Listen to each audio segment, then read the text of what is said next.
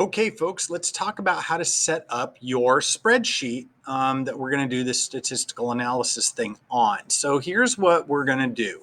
Everybody is going to have a different data set. And what we're going to do is we're going to do a statistical analysis of a specific month of temperatures, either highs or lows, in a certain city or a certain state. Okay, now you have to pay close attention to what I am doing here because there's a lot of little details that you're going to have to follow. So this video will be short, but you're going to have to pause it and make sure you're doing this right. So, or as Judge Judy would say, pay attention. Okay, love Judge Judy. Anyway, here we go. So you are going to edit this first line of this spreadsheet. And by the way, it may take a little while when you open it for these little symbols to show up, and that's okay. If one of them doesn't for some reason, you can usually refresh and get it to come back.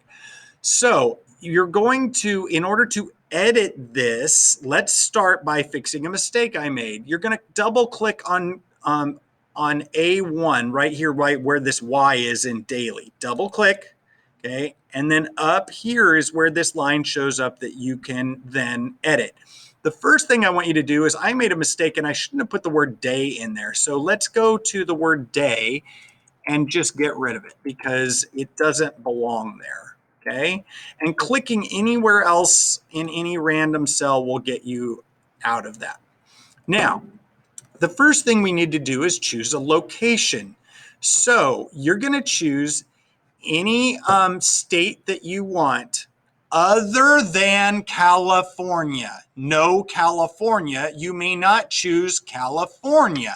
You have to choose a state other than California. You get 49 choices, right? So the way you're going to do that is open up a new tab. You should, if you should be in Google already, so you can go to the little Google Apps 9-dot thing and find maps and just find your way. I'm in Antelope right now. I'm going to zoom way out and just, start poking around. If you already have, maybe you have family that lives somewhere. My family is from New Mexico. Now, very important, pay attention. When you zoom into the state, see now I've got the state at this level and maybe one more zoom in, you probably ought to choose something that shows up. It can't be a tiny, tiny, tiny little town or we might not get data for that. Now, my family is from a town called Moriarty, New Mexico. If I zoom in a couple more times, it actually shows up right there. There it is. I'm going to see if I get data for that. I might not. But you're going to choose a city and a state. Okay, so now here's how this is going to work. Again, pay attention, please.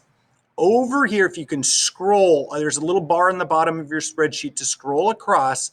And in cell M1, I have put a link to some climate data for you. So go ahead and click on that link, and that's going to open up this US climate data, which is kind of cool. And you are going to, right now it shows up as Sacramento. You're going to put in that location by entering the city. Now for me, you are not copying, you may not use Moriarty, New Mexico. That's mine, you choose something else. Okay. And when I go there, it does show up. Okay. And for whatever city you are in and state, you're going to go to history. Okay. Now, this is where I'm going to make sure that I have data. Now, we're going to choose a random month in a random year. So this way, maybe two people have New York, New York, or they chose, Dallas or something. And here's where it will be impossible for two people to have the same data. You're going to go now to open a new tab and go to random.org.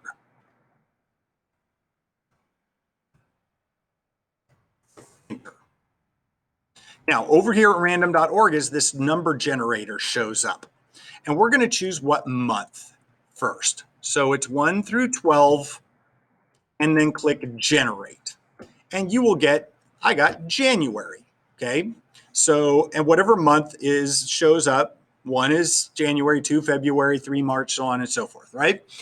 You're going to then go back in here to your spreadsheet. You're going to double click on A1 again and edit this to say my month was January.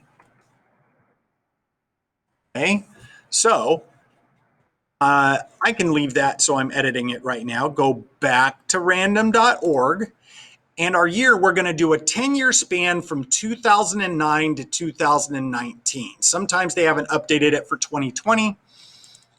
So we're going to start, our minimum is 2019, and our maximum, come on, is 2020. Oops, I'm sorry, from 2009 to 2019. Let's start that again. I am so sorry. 2009, there we go, to 2019. I don't know where my brain went on that. Generate, okay, and I got 2013. Back to my statistics analysis. My year, I'm going to edit to call it 2013. Now, before you do anything else, I need to make sure that I can get data for that because you might have to change it. So let's go here. I'm going to click. See where it says I already went to history. And down here, I'm going to click right in this box that says 2019. And I'm going to, see this little arrow here? I'm going to go back to, what was it? I think it was 2009, 2013. So, whoops, there we go. 2013, and my month was January. Click. And now I've got January 2013 here. And I'm going to scroll through to look to make sure that there are numbers in both the high and low column. Okay. If you have missing values or there's a dash or something there, you have to pick probably a bigger city because you're missing data from that's in there, and you're going to have to find a different city because we got to have the data there. All right, so now that I know that that works, I'm going to pick either a high or a low. Now, for me, it's during the winter, and it's just more interesting that it's high, I want to look at the low temperatures for that because I know it gets pretty cold there. You get to pick. If you can't decide, flip a coin. Okay, heads high, tails low. So you get to pick which one. So I'm going to go back up here, double click on that to edit it, and I am going to choose my statistical analysis, and I'm just going to get rid of these words and leave the word low. So it's my statistics analysis, and I know that my stuff works. So or my city and state works. So it's, again, do not copy me. That's not what we're doing. You're choosing your own stuff. All right. So I'm going to click some random spot. So you should have daily temperature statistical analysis for one word, high or low, you chose. A month that was randomly picked by random.org, a year that was randomly picked by random.org, in the city that you chose and the state that you chose that was, again, other than California. All right. Now, I just realized just now that I left this in when I made a previous example in here. So yours will not have this data in it. Your spreadsheet will be blank. All right, so it will have no data in it.